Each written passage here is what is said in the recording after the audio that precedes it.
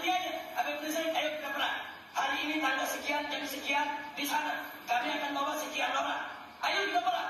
Pak Rizik Syihab sudah bebas dari tahanan polisi dan sekarang sudah kembali seperti dulu lagi, sudah berani teriak-teriak lagi.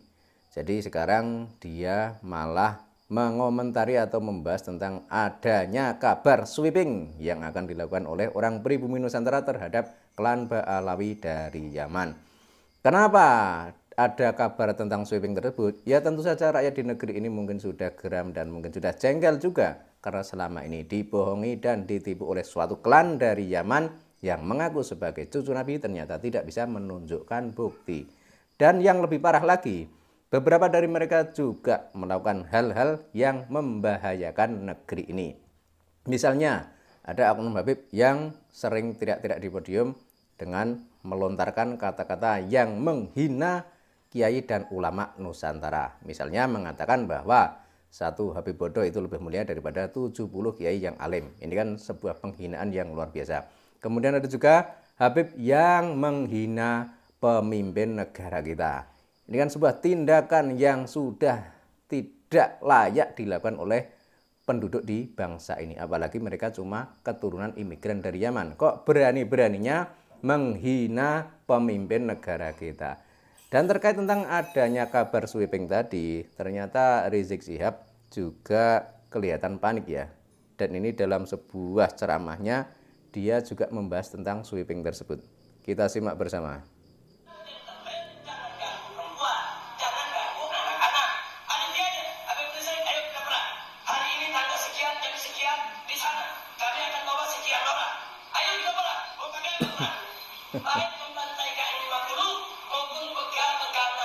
Ya, jadi dia bilang tetap begal-begal nasab ya. Padahal yang namanya pelurusan nasab itu bukanlah begal nasab.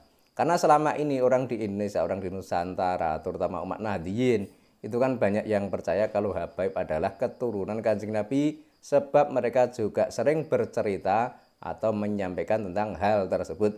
Akhirnya banyak orang yang percaya. Tapi ternyata setelah dilihat dari perilakunya, kesehariannya, sebagaimana kita lihat di media sosial maupun di dunia nyata, banyak dari mereka yang akhlaknya jauh dari akhlaknya Kanjeng Nabi. Sehingga secara logika, tidak mungkin keturunan Kanjeng Nabi punya kelakuan seperti itu. Kemudian, berdasar tesis Kiai Imaduddin Usman Al-Bantani, mereka ternyata juga tidak terverifikasi tersambung kepada Kanjeng Nabi. Sehingga rakyat pun sudah tidak percaya lagi kalau mereka adalah keturunan Kanjeng Nabi. Dan yang terakhir tentang DNA. Nah ini dengan tes DNA semua itu akan terlacak sebenarnya orang tersebut itu leluhurnya siapa. Nah di sini klan Ba'alawi tidak berani melakukan tes DNA. Bahkan ada oknum Habib yang bilang kalau tes DNA itu haram. Ini kan sebuah kelucuan yang luar biasa yang tentu saja tujuannya untuk menutupi agar tidak terungkap bahwa nasab mereka memang tidak terkonfirmasi tersambung kepada Kanjeng Nabi Muhammad SAW. Dan kita lanjut dulu videonya sampai selesai. Bagaimana komentarnya pemimpin Habaib ini?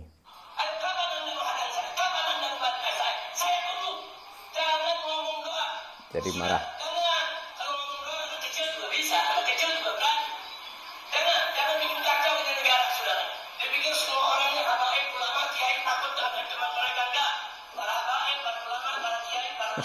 Jadi melibatkan kiai ulama.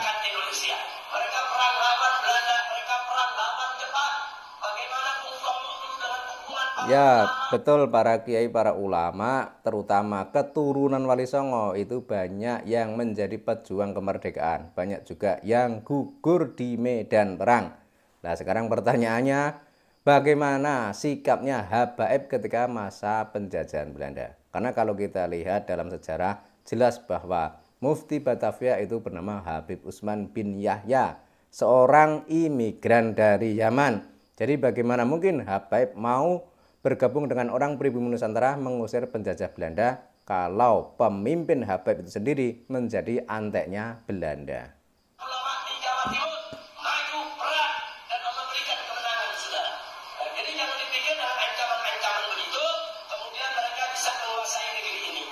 Sudah Ya itulah sekilas potongan video tentang Pak Rizik Syihab yang sekarang sudah bebas dan mungkin sudah leluasa lagi untuk menyampaikan unek-uneknya. Sehingga dia sudah tidak pakai rem lagi. Tapi justru dengan apa yang dia lakukan seperti ini, justru rakyat di negeri ini makin tidak percaya bahwa mereka para Habaib adalah keturunan Kanjeng Nabi. Kalau benar-benar Habaib adalah dzurriyyah Nabi, ketika mendapat sebuah ancaman mereka akan di-sweeping, harusnya mereka tidak akan melakukan perlawanan. Tapi sebagaimana kita lihat, begitu ada video tentang kabar akan di-sweeping Habaib, mereka tampak gusar, tampak panik, kemudian memprovokasi orang pribumi Nusantara agar ikut ke bagian mereka, agar ikut membantu mereka, agar mereka bisa selamat. Nah ini kan sebuah trik yang sama sekali tidak diajarkan oleh Kanjeng Nabi. Karena sekali lagi tentang nasab Alawi itu bukanlah perkara yang sepele. Sebab ini menyangkut keyakinan atau akidah umat Islam di negeri ini. Banyak orang di negeri ini ta'zim, hormat, patuh, bahkan menyerahkan harta benda kepada klan Ba'alawi karena taunya mereka adalah keturunan Kanjeng Nabi. Tapi ternyata hingga sekarang mereka tidak bisa menunjukkan bukti kalau mereka adalah keturunan Kanjeng Nabi. Itu berarti mereka para Habaib memang bukanlah dzurriyyah Nabi. Lah di sini yang dirugikan itu adalah orang-orang lugu, orang-orang muslim di negeri ini yang sudah patuh, taat, mencintai, ternyata salah sasaran. Sehingga hal ini harus dijelaskan dan diberikan edukasi kepada seluruh rakyat di negeri ini, terutama kepada generasi muda, agar jangan sampai mereka itu terperdaya, tertipu, apalagi sampai menjadi pengikutnya Habaib. Karena Habaib tidak terkonfirmasi sebagai keturunan Kanjeng Nabi, dan hingga sekarang mereka juga tidak bisa menunjukkan bukti kalau mereka adalah keturunan Kanjeng Nabi. Dan semoga saja para kiai, para ulama yang selama ini taklid buta, patuh, taat, hormat, takzim kepada para Habaib mulai sadar bahwa sebenarnya yang dzurriyyah Nabi atau keturunan Kanjeng Nabi itu justru para kiai, para ulama, para gus Nusantara, yang mereka itu adalah keturunan Wali Songo. Sebab yang terverifikasi sebagai keturunan Kanjeng Nabi yang ada di Indonesia, yang ada di Nusantara, itu adalah para Wali Songo, bukan para Habaib dari Yaman. Kalau para Habaib dari Yaman, pada kedatangannya di Nusantara atau masa datangnya di Nusantara itu sudah menjadi persoalan. Karena tercatat dalam sejarah mereka menjadi anteknya penjajah, menjadi jongosnya Belanda. Sementara kalau para Wali Songo, mereka datang ke Nusantara jauh sebelum kedatangan para imigran dari Yaman. Sehingga yang mengislamkan Nusantara, yang menyebarluaskan ajaran mulia di Nusantara itu adalah para Wali Songo dan generasi pendahulu Wali Songo, bukanlah Habaib dari Yaman. Kalau Habaib dari Yaman jelas dulu itu datang ke Nusantara karena mereka itu bekerja kepada Hindia Belanda. Jadi bukan bertujuan untuk menyebarkan Islam, tapi semata-mata mencari penghasilan atau mencari uang. Dan ini harus disampaikan terus, jangan sampai bosan-bosan menyampaikan tentang kebenaran ini. Ya mungkin bagi beberapa orang hal ini terasa pahit karena selama ini sudah taklid buta, sudah percaya kalau Habaib adalah dzurriyyah Nabi.